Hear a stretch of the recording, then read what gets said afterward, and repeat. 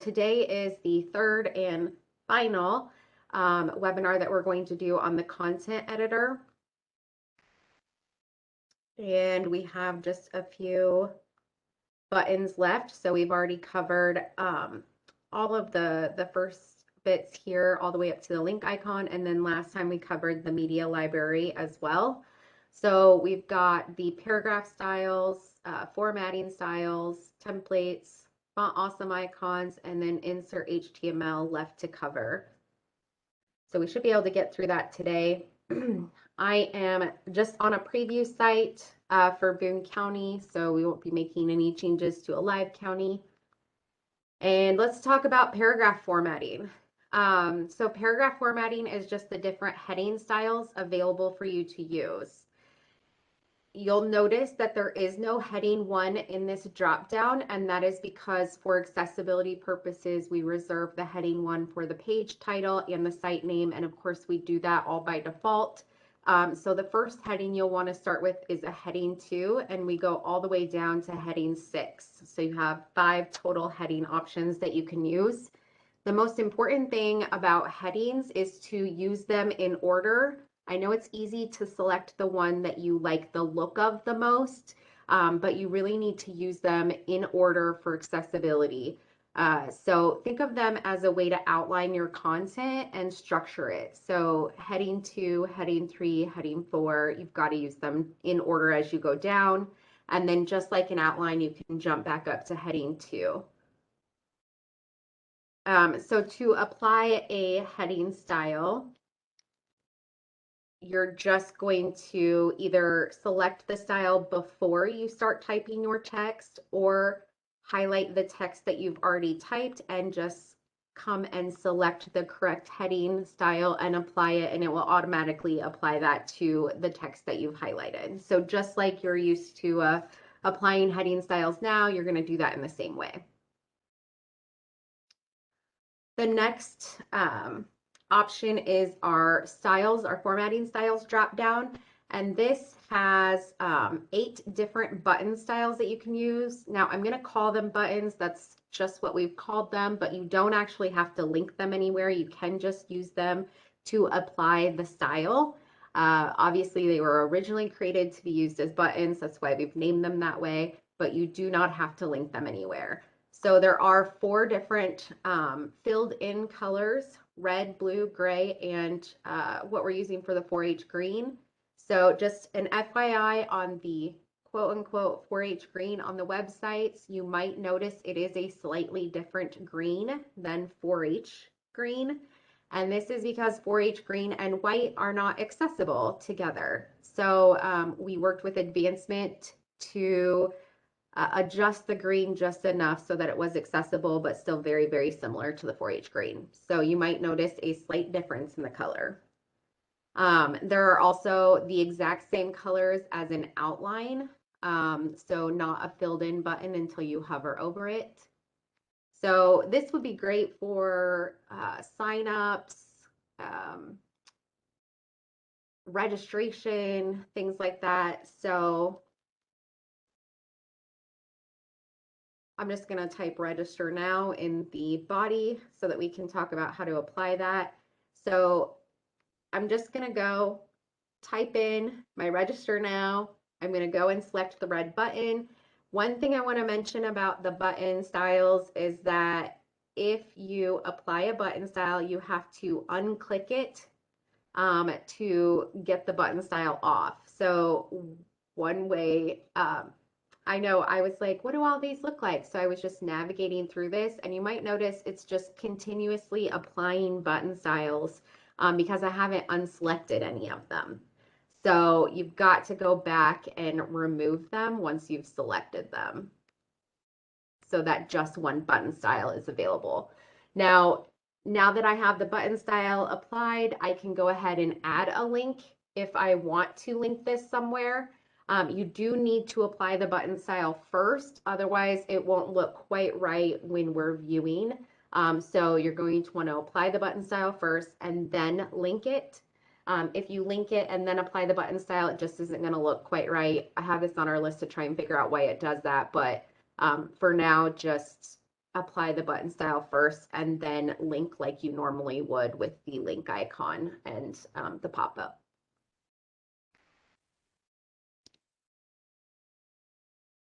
So both of those are very easy to use. The next option is the templates. These are just predefined templates that we've created to try and help make the content editing experience easier. You do not have to use these. These are just there if you want to use them.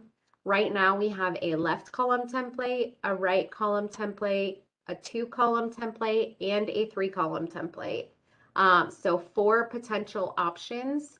And one reason that we did this is if you use tables for layout purposes, it's not very accessible, but there's not a good alternative or hasn't been up until the new sites. So that's why we created these. There's a lot of times that we need the function of columns for layout purposes. So that's what these are for. I'm going to go ahead and select the 2-column layout, and it's going to insert it with placeholder text. As you can see, I've got a layout of 2 columns now. It's got headings on each column and then text within that. Again, just placeholder text. You can either use text like it has here and just edit for your own purposes, or you can completely remove this text and enter images or videos instead. Anything that you can put in the body, because this is still part of the body. So any of the options here that you can put in the body, like accordions and tables, can also be used within this column layout. So again, you don't have to use these, but they are great if you're just looking for a quick way to get that layout functionality that you need within either a page or a news article.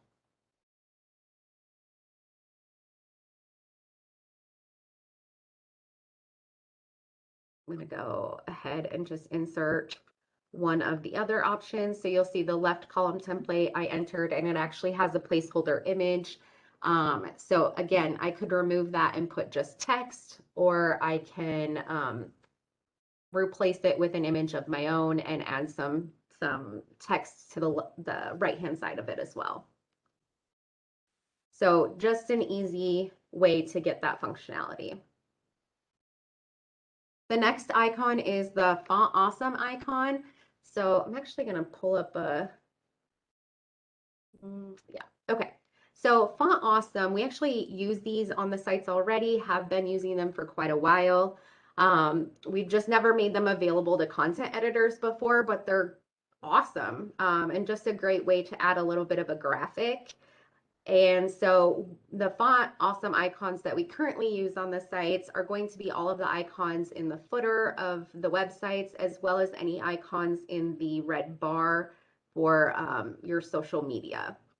So those icons are from the FontAwesome library. So it's just the flag, and then there's a pop-up window that's going to allow you to start typing to see all of the fonts icons available. But in this pop-up window are 2 different links to the same library. So this, I'm going to open this in a new tab so we can take a look. And this is going to show us the full FontAwesome icon library. So as you'll notice, there's nearly 8,000 icons. We do not pay for the pro version, so the only options that we have available to us are the free options. And in this icon list, they're all the ones that are the dark gray. So still a ton of different options. As you can see, some of them are brand related, and some of them are just like your typical icon of arrows or, yeah, so the list just keeps going on and on and on. I sometimes come to the icon library if I don't know what something is called. So if I'm not exactly sure what I'm looking for, I can come here and start searching, and it's going to pull up anything that it thinks relates to what I'm looking for. And then I can kind of search and find what it's called. So while you're on your site, you're just going to use this autocomplete list to start typing. Type in cart or car, and it's going to show me a ton of different options that I have. So we're just going to use the air freshener one for fun.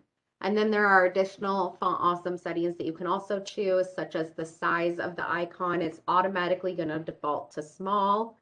And then unsure why they call it pull, but this is just the alignment of the icon. You can set it to left or right. It's going to default to left if you select none. And then I'm going to go ahead and insert the icon, and where did I stick that thing? Okay. I maybe didn't have my cursor in the body when I did that. Uh-oh. Well, so we've been having a little trouble with this, and we had to make a server adjustment, but maybe we're okay. Still not fixed.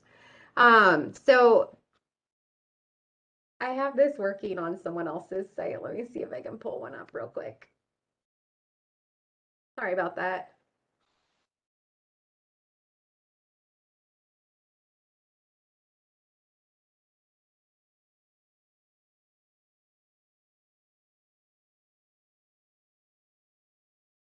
Nope. Okay.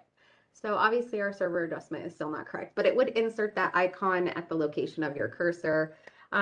It's kind of like clip art a little bit.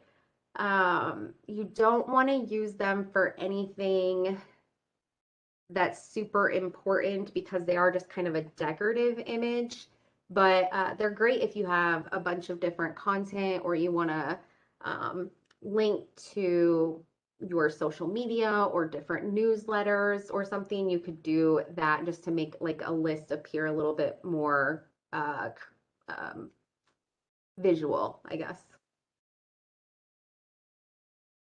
The next icon is the Insert HTML icon. And this is, you might notice on your current county sites, you have access to the source code. On the new county sites, you do not have access to the source code, but obviously there's still many instances where being able to insert code is preferable. So you don't need to do that anymore for videos because again, you can do that in the media library with just the URL. But if you want to insert a Facebook feed or a Twitter feed, maybe a newsletter sign up, you want to embed a Qualtrics form, lots of different reasons why you might need to insert code. And this insert HTML icon is going to let you do that. You're just going to copy and paste the code and put it in here, hit OK, and it's going to automatically insert whatever it is you're trying to do right into the body. So if I had the code for a Facebook feed and pasted it in here and hit OK, I would then see my Facebook feed right here on the page. So super useful to get some of those things done. And that's all the icons we have. So I'm just going to talk a little bit about some of the